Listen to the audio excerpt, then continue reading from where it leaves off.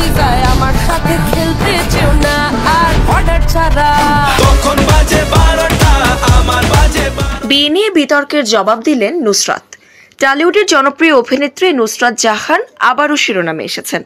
বিয়ে নিয়ে দীর্ঘদিনের বিতর্কের জবাব দিলেন তিনি। 2019 সালের জুনে তুরস্কে নিখিল জৈনের সঙ্গে বিয়ে করেছিলেন নুসরাত। সেই বিয়ে ঘিরে নানা আলোচনায় ছিলেন তিনি। সংসদে গিয়েও নিজেকে নুসরাত জাহান রুহি জৈন পরিচয় দিয়ে শপথ নেন। কিন্তু 2 বছরের মাথায় অভিনেত্রী জানালেন নিখিলের সঙ্গে বিয়ে নয়, ছিল কেবল লিভ ইন রিলেশন। আর সেখান থেকে শুরু হয় বিতর্ক, সমালোচনার ঝড়।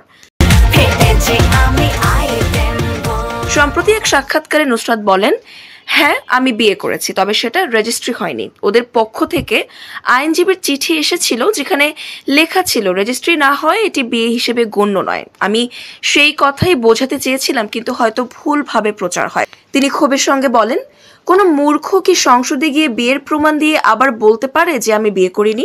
আমাকে তাহলে পাগলাগারোতে যেতে হতো।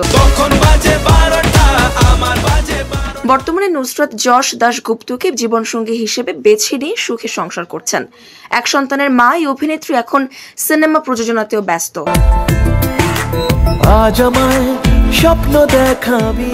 নুসরাতের মতে অতীতের গল্পকে ঘুরিয়ে পেঁচিয়ে দেখানো হচ্ছে, আর সেটাই তাকে বারবার টেনে আনছে সমালোচনার মুখে। আধার হলে আধার চেও মনটা চেও না, অর্ডার ছাড়া বর্ডার ক্রস করতে চেও না, অর্ডার ছাড়া বর্ডার ক্রস করতে চেও না।